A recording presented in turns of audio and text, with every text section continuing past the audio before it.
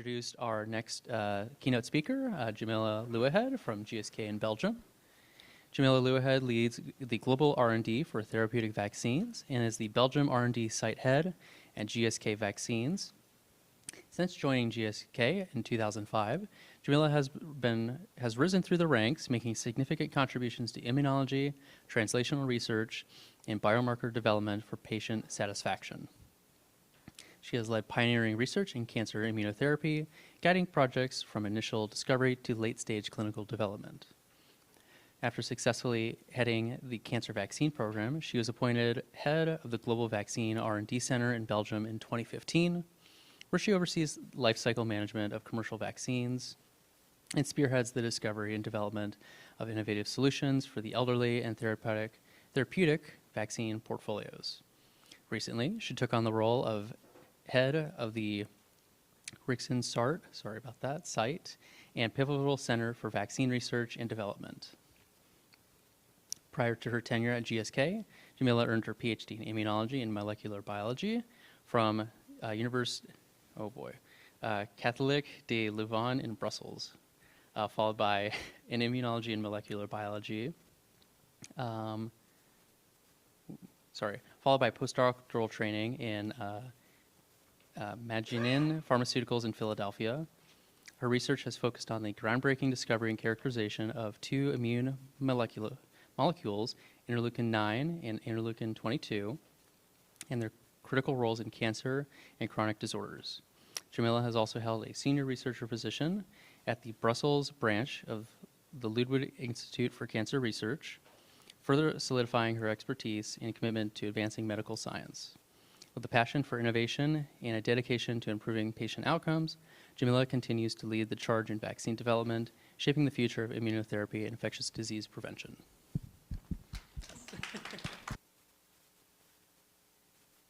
Thanks a lot for the introduction. So, good morning, everyone. I will not be speaking about cancer, although you have seen through my career, I spend a lot of time in oncology and trying to look at how we can eventually change the paradigm of treatment of cancer. I will be speaking today more about how prevention and how vaccine can help. And there is many correlation that eventually can be also taken to oncology, and why I do believe that the future will be all about prevention and how can we cure or avoid disease to move ahead. And this is what vaccine has done the last few decades. And if you look at the big success in the oncology and the vaccines, there is two big examples where if you go very early on, you can prevent cancer. The one is the HPV vaccines. You can prevent cervical cancer by prevention of vaccines. And the other one is the hepatitis B vaccines, which is also associated with the prevention of cancer induced by the virus hepatitis B. So if we think, and if you dream, and if you think in the future, maybe many more examples like those one can be developed in the future. So what I would like you to take on from the presentation I will be doing today is how much our society, demography is changing and how preventions will be more and more important in the future. We've been doing a great job in pediatric prevention of diseases, but we see that now the challenge is moving more into older adult population. And I would like you to walk you through some of the evidences that really need to have some attention to really tailor the strategy. So, few reminder, people have forgotten the benefit of preventions. And according to the WHO, only clean water have been able to rival prevention of vaccines, which means that introducing vaccine in the pediatric setting has allowed to prevent many, many deaths and was also associated with life expectancy. Any dollar that has been invested in vaccination in low and middle countries is worth a return on investment of $50+. This is something that people tend to forget because when you speak about prevention, you don't treat. You prevent a disease to appear. And we don't value necessarily properly this benefit. But if you look at what is the benefit, I think this number tells a lot. We've been able to reduce massively the number of cases associated with many preventable diseases. And this is thanks to implementation of immunizations. And we have seen through the pandemic, and more recently, in some countries where some of those preventative vaccine has been removed or less well implemented, that we see outbreak coming. One example is measles, polio, in some area where war is now preventing the access of those vaccines. It reminds people about the benefit that has been forgotten of those vaccines. So it is important that we go back on the history and we also look at what is the benefit that this preventable disease vaccines has been able to bring. Now, if you look forward, we are in a changing environment. We are having a big shift between the number of children and older adults.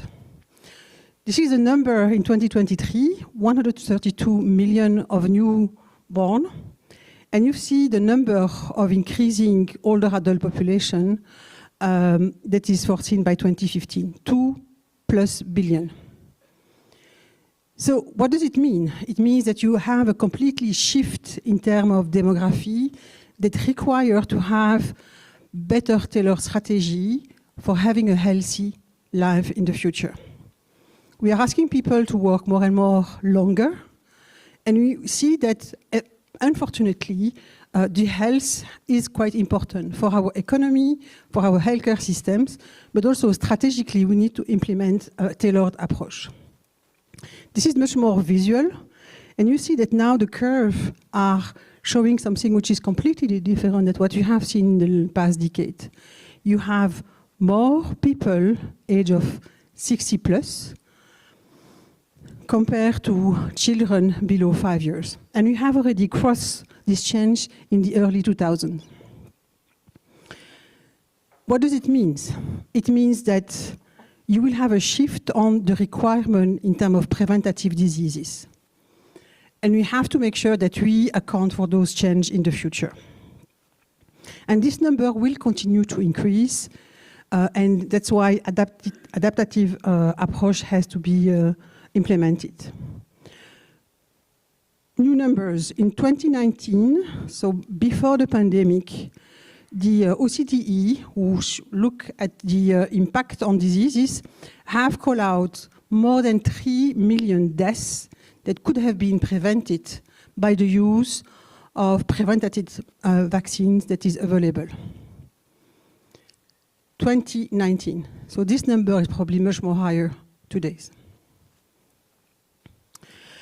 So now, what does it mean? It means that social and economic change is reshaping the context with older adult persons live, with whom they live, how they have to be managed, and how government has to adapt their strategy for healthcare budget and account for preparing the future in appropriate healthcare costs for those aging population. We know also that as we get older, in contrast to babies, where when they're born, they are healthy. When we get older, we are not all look like.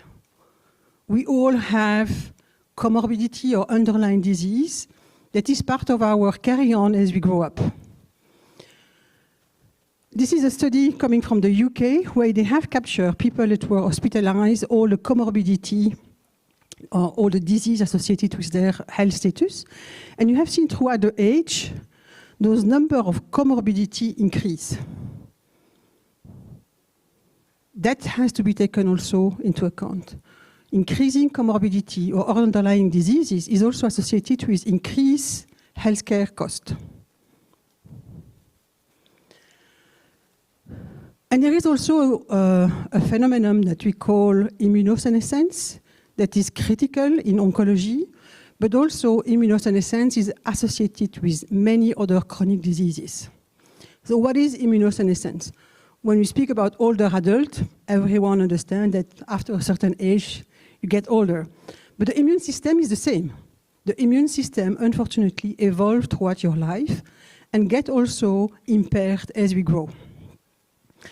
Which means that, again, when we look about precision medicine that we have been speaking just before in the oncology, when we speak about preventative vaccines or tailored approach, you have also to take into account those elements, your comorbidity, but also your aging immune system when it comes to tailoring strategy for your vaccine or prevention.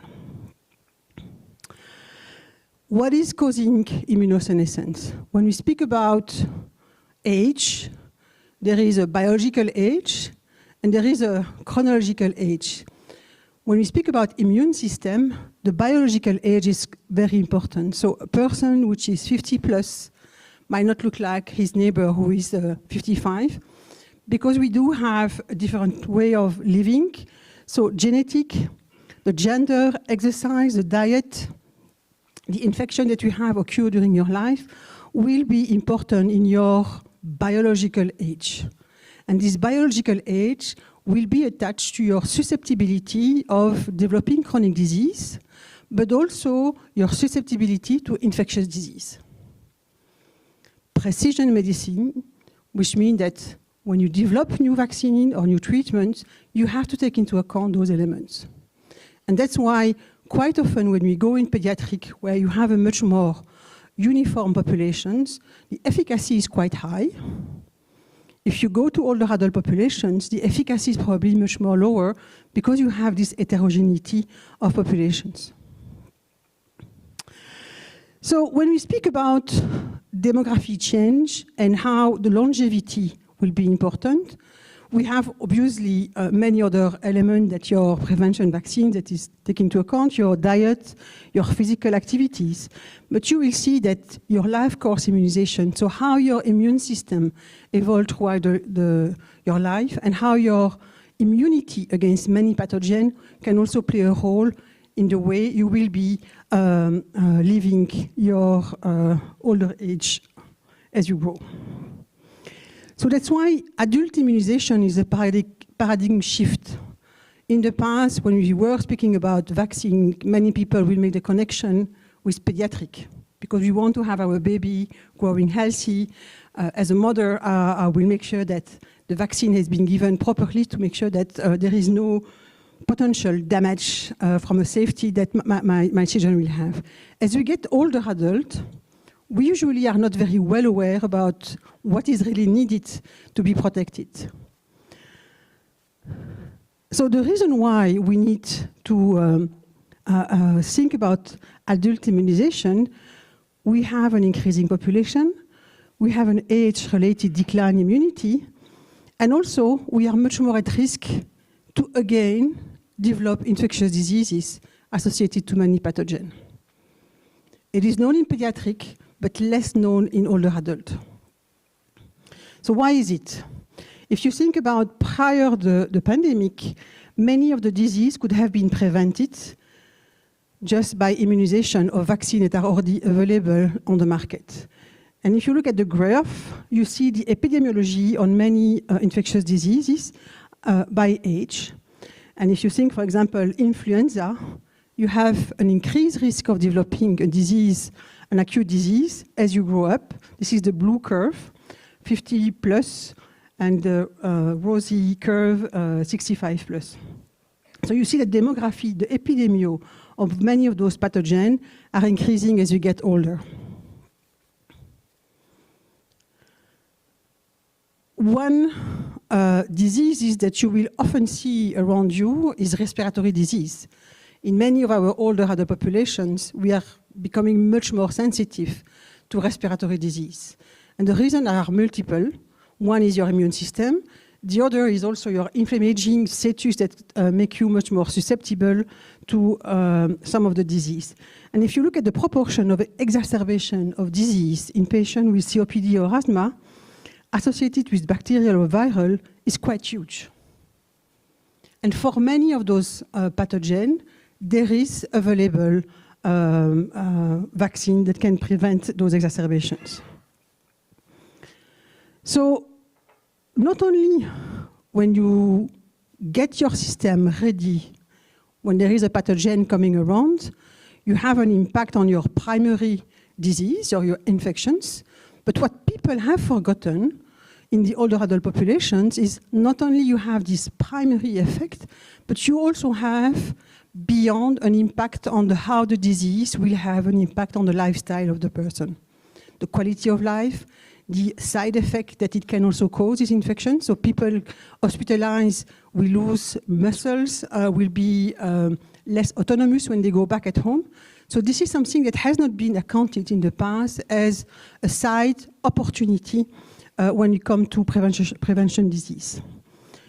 So again, those numbers are quite useful to have in mind. If you take the exacerbation associated with patients suffering from COPD or asthma, the common viruses that are often seen are viruses for which there is preventable vaccines. Longer hospitalization associated to those diseases, increased lung decline functions, and also much more severe disease when you get older. This is a nice example of how a disease will be seen in young infant and in older adult populations. So you see in blue the attack rate. So you have an attack rate which is quite high in 0 to 4 years old infant. But when you look at the mortality rate is much more higher in older populations. Why? Because of your immune status and also your comorbidity or underlying diseases that make you much more susceptible.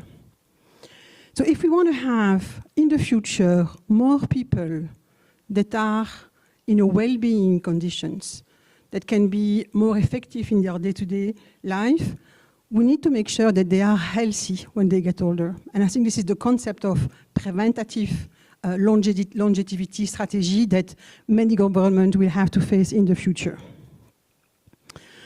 So other example where you also can prevent secondary diseases by preventative vaccine. You see here the respiratory disease-associated hospitalizations in high chronic patients, so COPD or patients that have kidney diseases, where you can, if you have the right vaccination schedule, decrease the associated hospitalization or chronic disease for those patients.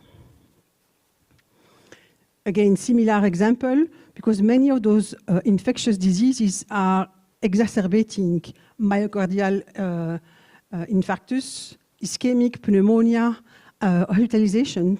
So we have seen through many reports recently that preventative vaccines in this older adult population with comorbidity can have a real impact on those secondary diseases.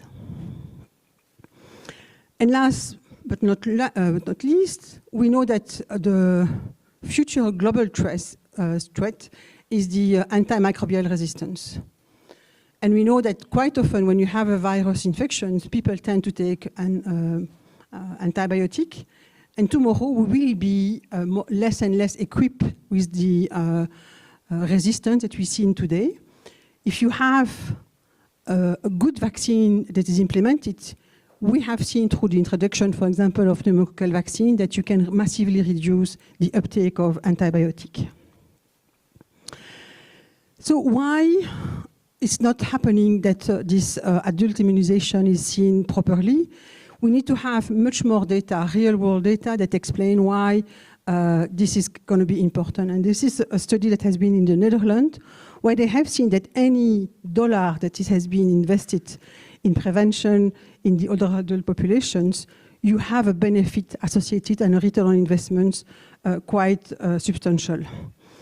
When we look also at the annual spend by the healthcare system in the US that could be prevented, it's also quite impressive. So 9 billion could have been removed from the cost if the use of existing preventable vaccines could be used. And I will take two use cases just to give you some concrete example of the benefit and the cost that could be offset if the vaccine was implemented.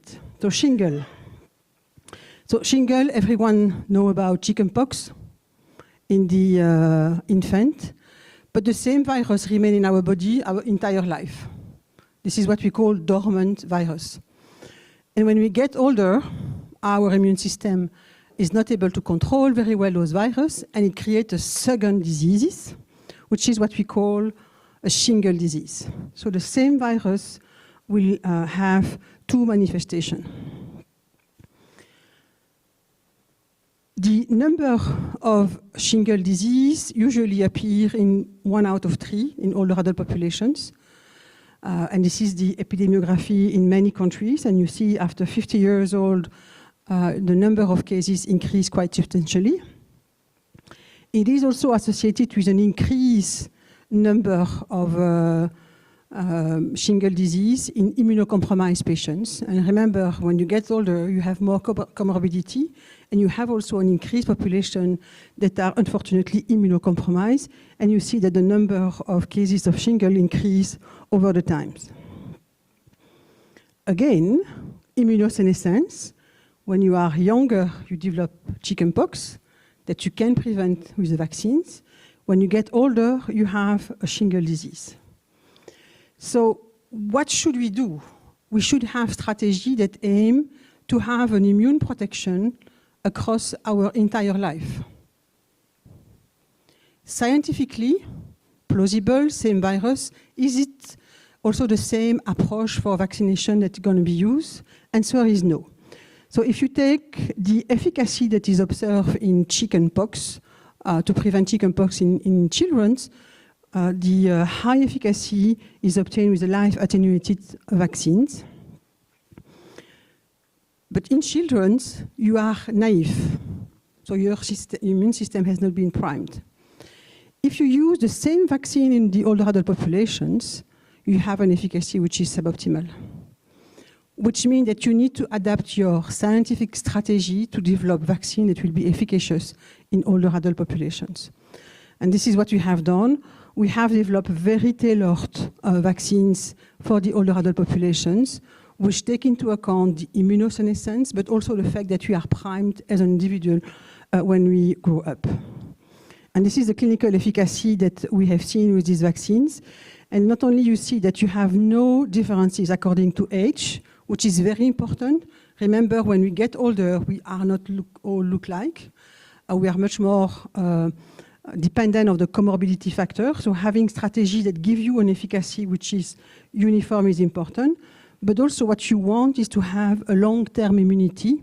And this is what we have observed for these shingle vaccines over the year, which we have now 11 years follow-up. Another piece that quite often we forgot, and today tools with AI predictions, we are much more equipped, is to look at real-world data. What does it mean, real-world data? So if you implement a new treatment, a new vaccines, you might also collect a lot of information that shows you what is the other benefits that you have not thought about during your clinical trial that could also be attributed to your vaccines. And interestingly, many reports has recently, the last 2-3 years, show that the introduction of a shingle vaccines has also an impact on chronic disease like dementia. So you might wonder, what is the link? So those viruses are in our body and remain constant in our body. And they are probably creating what we call sub-inflammations that could be associated with some chronic diseases. So what the vaccine I just showed you before, Shingrix or other vaccine like Zostavac has shown, is that it has an impact on the courses of the disease of dementia by decreasing 20 to 25% the risk of developing a dementia in those populations. So this study has been done by many academic centers, looking prospectively the impact using real-world data and health report. And obviously, now we need to do a prospective study, like our previous speaker has mentioned, to really solidify the information. But it shows also the power of real-world data when it comes to other benefits of the vaccine when you implement it. So if you look now, what is the benefits for the society? We could say, why should we implement those vaccines? Is it worth to do it? This is what we call health economic. And you see here that when you have a shingle disease, you have many impacts on your quality of life, loss of productivity. The number of cases in the US is more than 1 million per year. And the cost associated with the treatment of those patients that are suffering from shingle disease go up to 2.5 billion per year. So this is, again, an example where implementing an adult immunization to tackle this disease is of benefit. The second case I would like to also highlight is the RSV vaccine. So it's a virus that circulated during the winter. It's one of the more prevalent after the flu vaccines. It's a virus that spread quite easily. And it has also a manifestation when it comes to disease that is different in young adult and in older adult populations. In infants, many hospitalizations are associated with bronchiolitis. And as we grow up, our immune system are quite in handling pretty well the virus. But unfortunately, as we get older, we become even more susceptible to this virus. And this is the association when it comes to disease for this virus. In babies, you have a high number of hospitalizations and 100 to 300 deaths per year associated with the disease. When you get older, the number of hospitalizations is also increased, as well as the number of deaths. Not only you have the hospitalization or death associated with the primary infections, but quite often the side effects associated with these infections, hospitalization, will also increase the well-being of those patients much more longer, and obviously, therefore, increasing the cost associated for the management of those disease. So why are we more susceptible as we get older? Many associations that I have already mentioned, your age-related decline in immunity, the more susceptible of your lung as we get older, and finally also all the comorbidity factor that is associated with older adults. And you will see that many of those elements are associated with many virus or bacteria that are associated with respiratory disease, which is going to be a big focus in the future decade to really have optimal treatment to prevent those diseases. So having treatment that is, again, highly efficacious across the age, across the comorbidity in this aging population is quite important. And this is what we see here by having the right vaccine designed, the right immunomodulations that really are tackling your immunosenescence. And you see here the efficacy that you have observed with an RSV vaccines across the age, but also a high efficacy in patients with high comorbidity. And we more recently also have data in immunocompromised that suggests that this vaccine is fully performant in that populations. So just again, an estimation based on a case report that has been done using healthcare.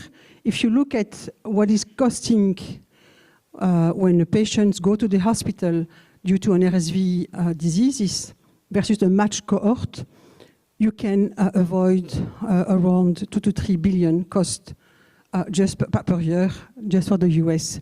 So the benefit of it is also, again, quite heavily highlighted. So now if you think about all those elements that I have highlighted, what is the forward-looking in terms of government strategy, but also from a science point of view, what needs to be done? First of all, we need to be much more equipped about what is the underlying prevalence of many of those pathogens that are associated with exacerbation of disease. We need to have better epidemiology. We need also to have a better insight of the impact and also a better insight of what are the potential other benefits that one can also be expecting from immunizations. And one element which is quite important is having the right valuation of an adult immunization is going to be key. In the past, death in the pediatric segment was quite important. Life expectancy has been shown also to be associated with preventative in the pediatric segment. In the future, we need to have more elements when it comes to cost benefit of developing those vaccines. So, conventional way to look at it from a health economic is health bring income. No, income bring health. I think we need to now think about new perspective where a healthy aging population has a big benefit for the society. The more you are healthy, the more also you'll be in a better way of working, having a working place, but also bring income. So we need to really reshape the way the valuation of preventative approach is measured in the future. And this is what is being seen today when it comes to rate of immunizations. Because of the change of demography, we will see a big shift in the future when it comes to, if we want to prevent disease associated with infections, we will see a shift between pediatric and adult. And today, we've seen that we have done a big impact on the pediatric segment where we have reached around 80% of the immunization rate.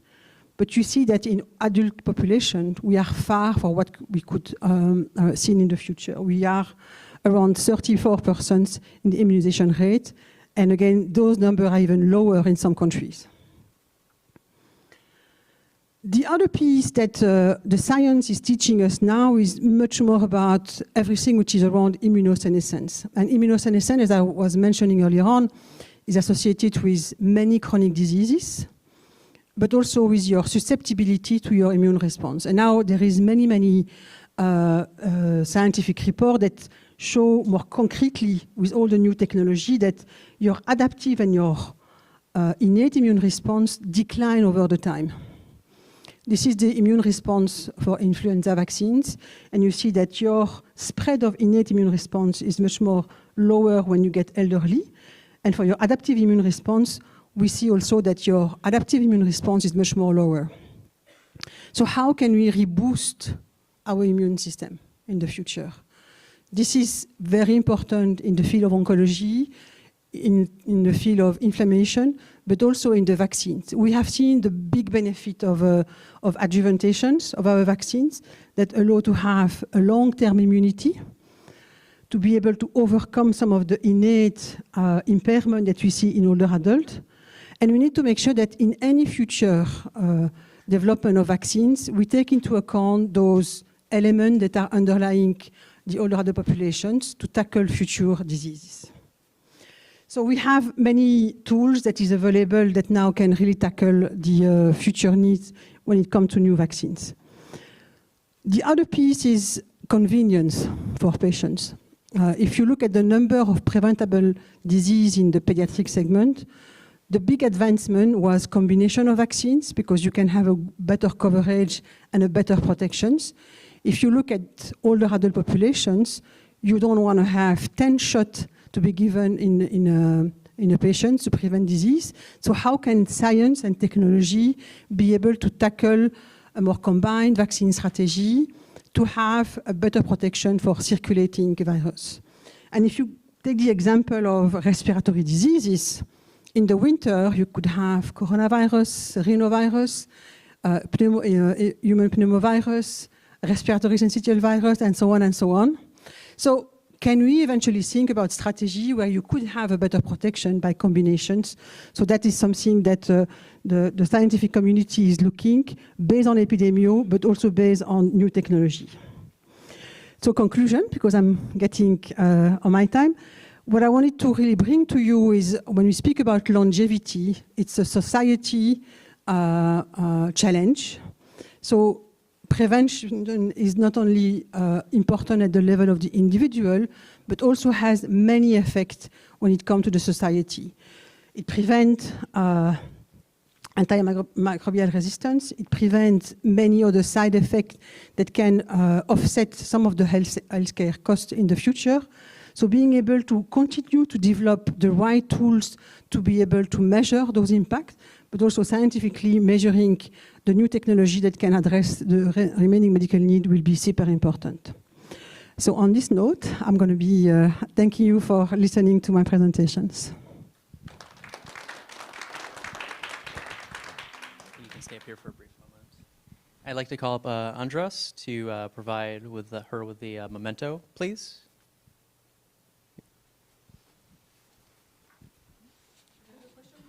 Oh, yes, I think we have maybe just one question. Sorry. Yes, oh, sorry, I'll bring this back to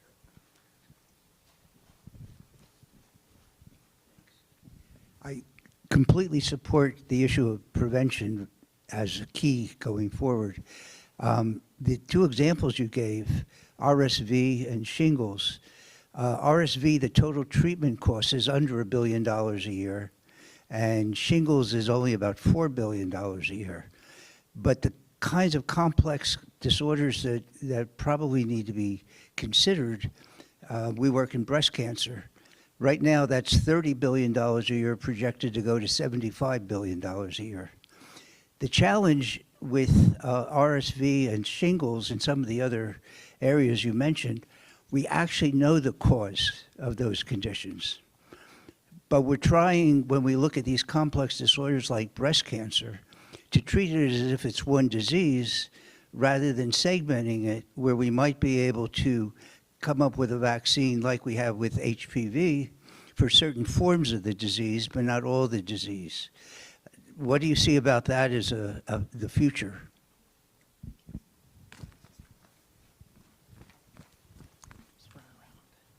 So I bring back my expertise in oncology. So I think if you look at pathogens that are associated with other oncology disease, like Epstein-Barr virus is one example, which is associated with multiple sclerosis, but also associated with multiple cancer. If we can unlock the biology of this virus and have an impact, you will have several impacts. So that's something I do see as an opportunity. Now, there will be some topic about immunotherapy. And what immunotherapy has done, it's a major advance in oncology, where not only you have increased the overall survival, but also you have increased some of the percentage of cure, because you really boost your innate immune response. We know that cancer has some features that are different. There is a big momentum today on neoantigen. So how in the future can you use those information to also be looking early on? So if the promise of ongoing clinical trial in the field of immunotherapy is promising, you could think, how can you go even earlier on? And if you go at the pre-neoplastic stages in the future, where you can eventually already have some insight that those could evolve into a cancer and intervene at that stage, you might again offset many healthcare costs in the future. So I know it can be seen as a wishful thinking, but the science and technology is telling us that we are not that far away. Look at what immunotherapy has done in the last decade. It's quite amazing. That's all we have time for questions. I'd like you to give her the memento, please.